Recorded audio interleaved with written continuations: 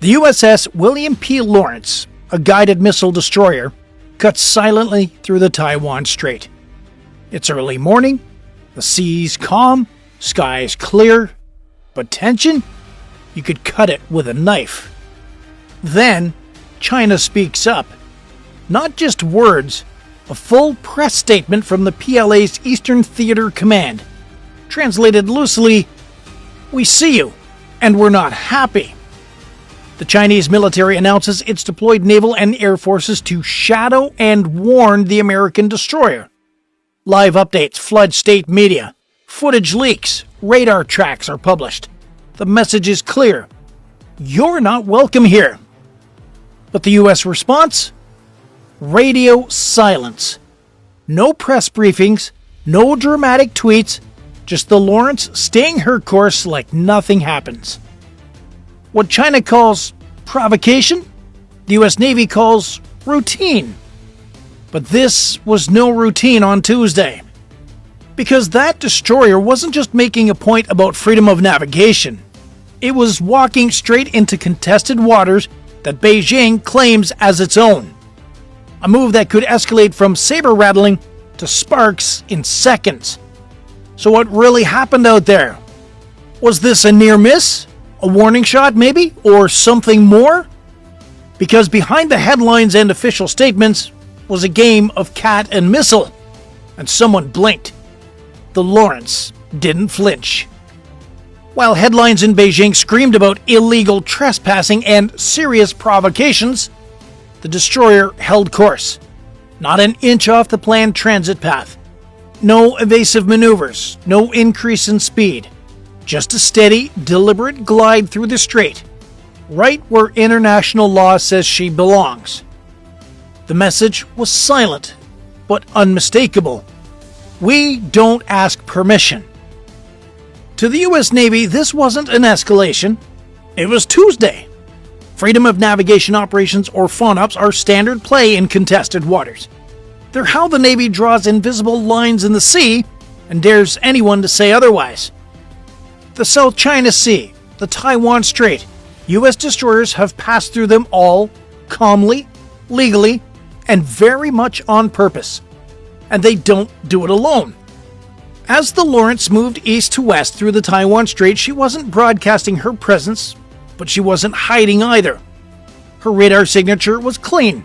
Her AIS beacon was off, but military satellites overhead were feeding live situational data back to the Pentagon.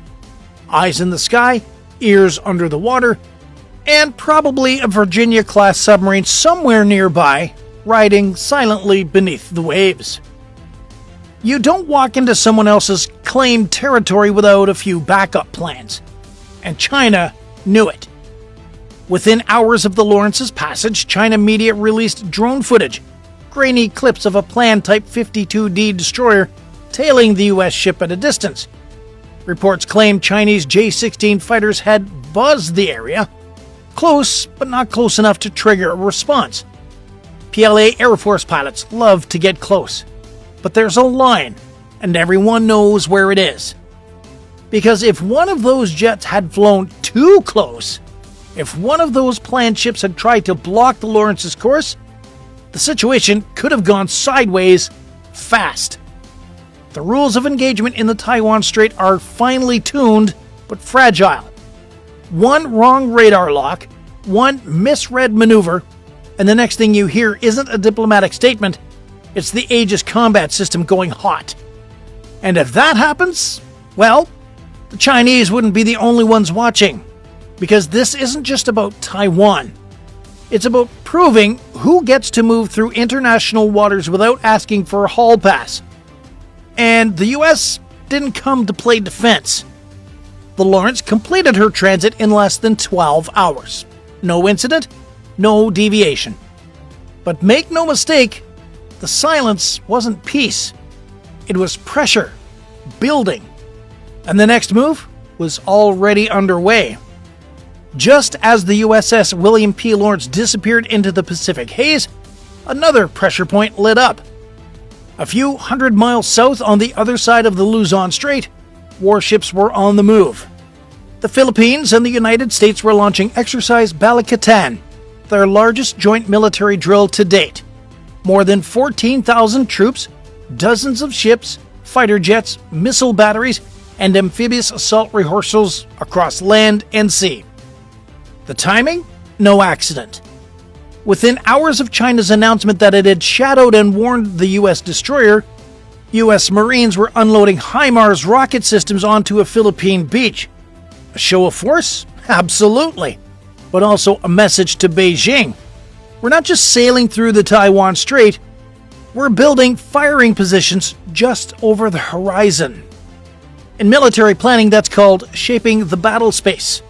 And China was paying attention, especially since it had just flexed its own naval muscles a few days earlier. A carrier strike group led by the Shandong, one of the PLA Navy's most modern aircraft carriers, had just cruised past the Philippines' northern coast, well within the country's exclusive economic zone. The move sent a jolt through Manila, prompting immediate air patrols and radar sweeps. The message was clear: we can flank you from both sides. But the Philippines didn't back down. While the PLA was releasing propaganda footage of their intercept, U.S. Pacific Command was compiling ISR data from satellites, drones, and surface vessels. Every maneuver, every flyover, every tailing ship, logged, tagged, filed. And behind every polite statement from the Pentagon was a quiet question being whispered in the planning rooms from Okinawa to Guam. How far is China willing to go this time? Because if these weren't war games anymore, if this was the opening act of something worse, then every move, every destroyer, every joint drill, every carrier group deployment wasn't just a deterrent, it was a dress rehearsal. And just beyond the political theater and all the flashing headlines, steel was moving across the sea fast. Beijing didn't blink, but it didn't stay quiet either. As the USS Lawrence exited the Taiwan Strait and US and Allied forces ramped up exercises just offshore, the Chinese Communist Party kicked into overdrive. The PLA's Eastern Theater Command issued a second statement, this time sharper, louder, more direct. The words illegal, provocative, and irresponsible weren't suggestions, they were accusations. In state media, anchors in Navy uniforms warned of hostile infiltration. PLA mouthpieces called the destroyer transit a dangerous show of muscle, meant to intimidate and disrupt regional peace. But behind the dramatic language was something colder, the framing of a narrative. China wasn't just upset that a US warship sailed through what they call their territory, they were angry that it did so without asking. You see, in Beijing's view, the Taiwan Strait isn't international water. It's a domestic corridor, part of what they call their internal sea. And they've been working hard for years to convince the world that the rules there are different, that freedom of navigation doesn't apply, that warships from the West need permission to pass. But international law says otherwise. The United Nations Convention on the Law of the Sea, UNCLOS, which even China has signed, recognizes the Taiwan Strait as an international waterway. And the US? They treat it like a highway, no different than the Strait of Gibraltar or the English Channel. That clash of definitions is not just semantics, it's doctrine. Because if the world accepts that the Taiwan Strait is Chinese territory, then every future transit becomes an escalation, a diplomatic incident, a bargaining chip. But if the US keeps sailing through, unchallenged, unapologetic, then Beijing's narrative starts to erode. And right now, the US isn't just sailing through. It's doing so while regional allies drill live fire exercises to the south and ISR platforms match every inch of the coastline to the north. That's not a coincidence. That's counter-pressure. So while Beijing shows footage of J-16s flying combat patrols near Taiwan and warships shadowing American destroyers, the reality is less cinematic and more strategic. They're trying to set the tempo, but the tempo is hard to maintain when you're reacting. And China, well, it was reacting. Reacting to the transit, reacting to the drills, reacting to the idea that its own coastline was no longer a wall, but a window. And through that window, the US Navy was watching. The Taiwan Strait stayed calm. By the time the USS William P. Lawrence cleared the eastern edge of the strait, the region wasn't just holding its breath, it was watching for the next move. Not with speeches, with satellites, with sonar, with the kind of scrutiny you only apply when everyone suspects something bigger is coming. Because here's the truth. That single transit didn't change the map. It changed the tone. It shifted the rhythm. And in geopolitics, rhythm matters. In Beijing, the PLA began rotating assets faster than usual. Frigates that had been docked for maintenance were suddenly at sea. Aerial patrols increased. Even civilian ferries in the Taiwan Strait began reporting unmarked radar interference, possibly signals from airborne early warning systems sweeping for US subs. And on the American side, Strike Group 5 didn't slow down. The Lawrence rejoined its formation, which included the aircraft carrier USS Carl Vinson, steaming east with an escort wall of steel and eyes in every direction. In the air, P-8 Poseidons looped over potential launch corridors, their onboard radar scanning for missile signatures, surface skimmers, or worse, coordinated swarms. And in the middle of all this, Taiwan quietly upgraded its defense posture. No sirens, no press briefings, just subtle moves. More intercept flights by ROCAF jets, increased activity around known radar sites, logistics hubs running hotter than usual. Even the roads leading to mountainous bunkers saw more military traffic than usual. Everyone was preparing. Because while no missiles flew and no shots were fired, the rules of the game had shifted.